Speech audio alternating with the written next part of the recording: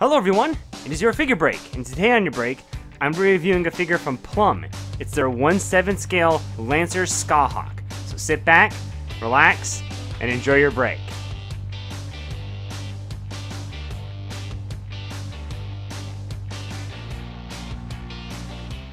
Okay, so 1/7 scale Lancer Scáthach by Plum. Really interesting figure. I'm glad I got it in. And I'm glad I got it in safe too, because as you can tell, I took it out of the box, and the reason being is that I wanted to make sure it didn't have any flaws with it before I did a review on it, because I didn't want this review to be something like, open it up, oh, there's no head attached, because there was a no neck seam issue with her, and as you can tell, I don't have that issue on it. Now, if you're curious as to what the box looks like, this is what it looks like. It's just a lot of purple on purple. That's definitely the theme of her. The sticker of authenticity is right up here in the corner, so if you're ever curious as to where it is, there you go. Now, as for assembly with her, not that difficult. All you have to do is just plop her into her base, which, by the way, her foot pegs are of different sizes. They're not of the same size, so you just make sure that you match them up right, and then just sliding her lance in, which, by the way, is actually held up with a peg on her lower hand here, so you don't have to worry about it slipping around, which is like a godsend, because on my Cordelia figure, for example, it does not have a peg, and the lance just constantly slides all over the place. So as for the suit of the character, very nice paint job, first of all, on it. All of the pinstriping here on the legs, on the chest part, on the arms. Not too much bleeding with it, which is what I was worried about. There is like maybe 2 or 3 places, but again, you have to play like I Spy with it and able to really find them. Now, as for the paint job here on the purple, like the purples, there's many different shades of purple on this figure, which is obviously the theme of it. Very nice kind of dark and light purples here on the chest and on the thighs here. Same thing with the long boots. Very nice highlights and shading with those. Now, the other part, obviously, about the suit is the sculpting of it, which right here on the cape, there's very nice wrinkles that are going on it, but it's a little clunky, and it seems to have a lot of kind of like paint clumps in it too. It's not really that smooth or fluid, it seems like. So I wish the wrinkles were just a little bit better sculpted. But as for the rest of the suit, it very obviously hugs the form of the body. Like, really hugs the form of the body. As for the boots of the figure, a very nice shiny metallic purple. Also very nice line work to it. They definitely look like metal boots that are worn onto the figure. And the metallic is actually even prevalent here on her shoulder pads. It's a lighter purple, but it definitely has that nice shine to it to show different materials that are actually even on the figure. So obviously it wouldn't be a Scáthach figure without her legendary spear, Gay Bold.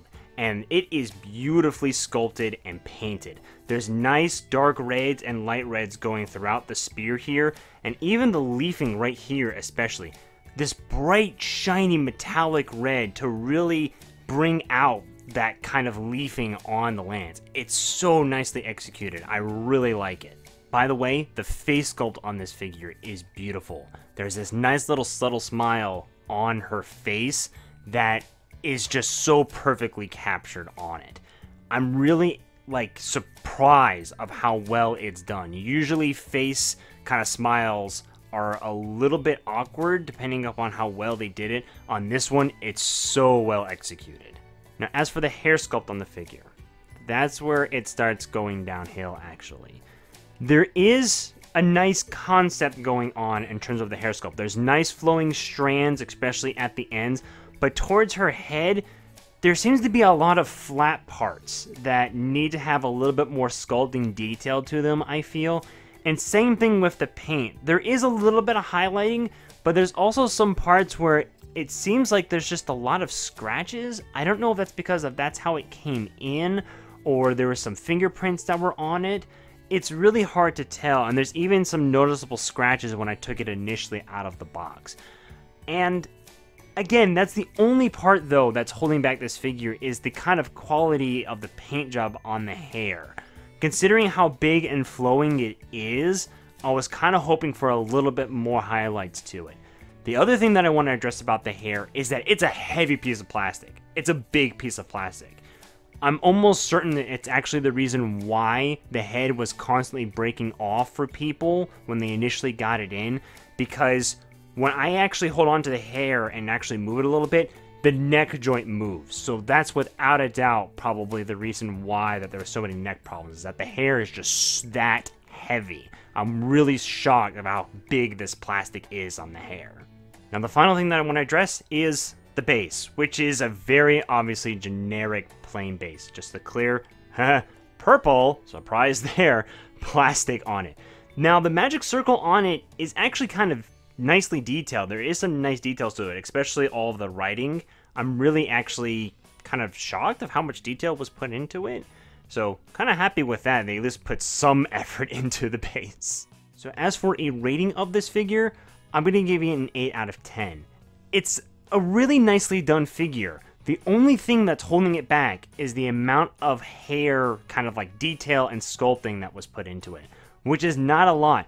There needed to be more highlights in the hair. There needed to be a little bit more sculpting in some parts, and even a little bit better kind of quality just overall of the hair paint and sculpt. And also, it's just a really big thing of just plastic. It looks just so plain looking. And it's also probably the reason why there were so many flaws with the figure of it coming in just headless. But the rest of the figure is amazing. Like the bodysuit, the sculpt on it, and the paint job on it, and the highlights, and even the face sculpt. Again, nicely done. Also, again, the lance, nicely done. Really happy that I actually have it in my collection now. And if you're looking for a Lancer figure, I would definitely get this in. Just do it with caution. Make sure that you're getting it from probably a reputable place that can replace you or refund you if it happens to come in with a broken neck. Okay, everyone. That concludes my review of Plum's 1/7 scale Lancer Scáthach. I really hope you enjoyed the review, and I really hope you enjoyed your break too. And I will see you in the next video. See you later.